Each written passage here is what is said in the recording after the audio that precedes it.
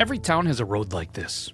You don't notice it. You don't think twice about it. You probably drive past it without ever even slowing down. But in St. Lawrence County, New York, Cemetery Road is one of the oldest and most honest roads that you'll ever find. Because long before there were schools here, long before there were stores, long before there was even a town center, there was a place to bury the dead.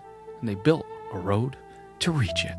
What's up, everybody? Welcome back to another episode of Street Sign Storytime, where I drive all over this beautiful country and I tell you about a street sign, a street name that kind of like piqued my interest. And I'm doing real facts, real history now instead of making things up. There were very, big disclaimers that I was making them up. It was a lot of fun to do, but it was confusing. So I said, you know what, let me do some research. Let me work with some people, and let's find, the good, the bad, the ugly names of this area. But there's one that we already did. Cemetery Road, Lisbon, New York.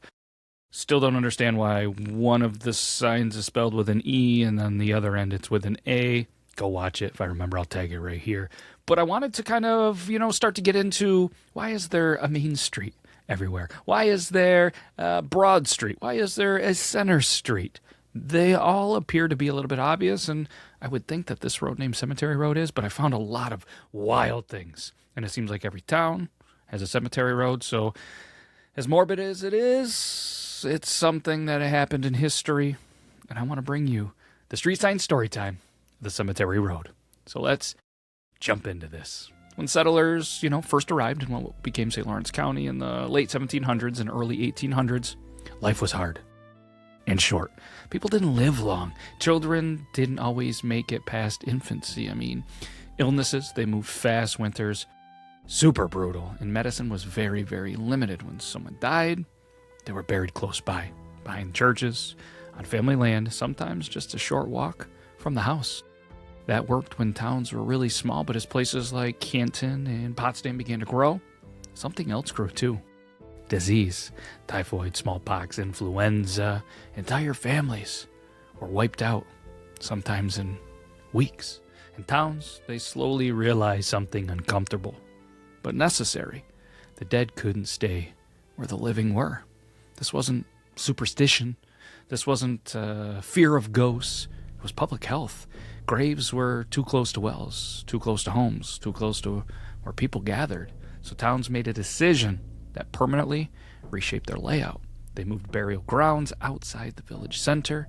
And once the cemetery moved, well, they needed a way to get there. That road wasn't symbolic. It wasn't ceremonial. It was practical. And they named it exactly what it was. Cemetery Road. Take Canton, New York, for example, one of the earliest and most important, allegedly, arguably, settlements in the county. It's local sports season. People are going to argue over towns. Anyways, some of Canton's burial grounds date back to the early 1800s, established when the town itself was still forming. They were placed outside the original village center on purpose. These cemeteries hold early farmers, laborers, craftsmen, and soldiers, men who fought in the War of 1812, men who later marched off during the Civil War. Some returned, some didn't. Many graves are simple, hand-carved stone, initials, a date, sometimes just a name and nothing else. These weren't famous people, they weren't wealthy, but they, cleared the land. They built the town. They made the roads. When they died, the town quietly carried them away from daily life down Cemetery Road. And then there's Potsdam, New York. It tells a slightly different but connected story. By the mid-1800s, towns across New York State were rethinking how they handled death. This led to the rural cemetery movement. The idea was simple. Cemeteries should be outside town limits, less crowded, landscaped, quiet places for reflection. Potsdam Rural Cemetery was established in 1847, again, outside the town center. This decision came after repeated outbreaks of different, diseases that happened throughout the state of New York. Churchyards were full, burials were too close together, public health demanded change. So Potsdam did what many towns did. They moved the dead away from where people lived and connected them with a single, functional road. Cemetery Road.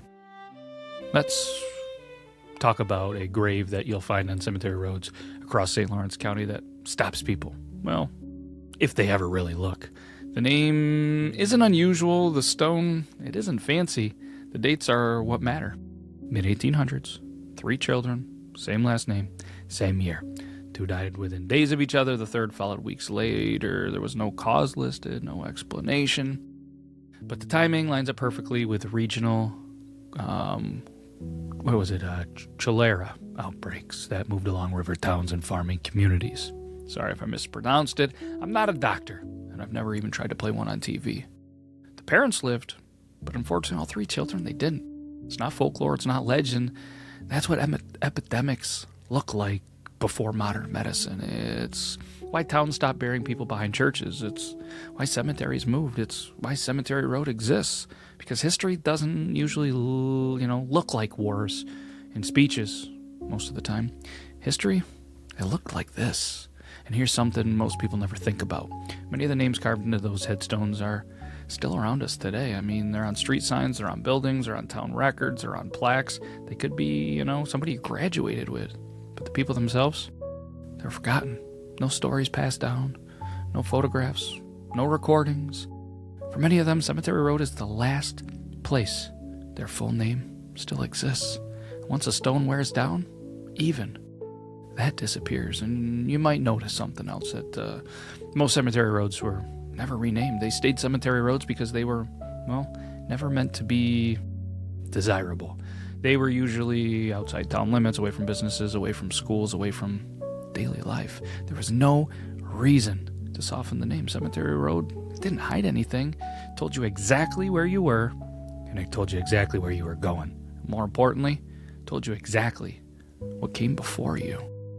Before the courthouse, before the school, before the town center, there was a burial ground and a road leading to it. That road wasn't built for reflection, wasn't built for visitors. It was built because people had to carry their dead somewhere else. And once you notice that, Cemetery Road stops being just another street name. It becomes one of the first roads out of town. This, ladies and gentlemen, has been Street Sign Storytime. If your town has a road that you think has a story behind it, I'll go find it. You recommend it. Because sometimes the most ordinary street names carry the heaviest history. Can't thank you enough from the bottom of my beard for hanging out. We'll be back next week. Take care, everybody.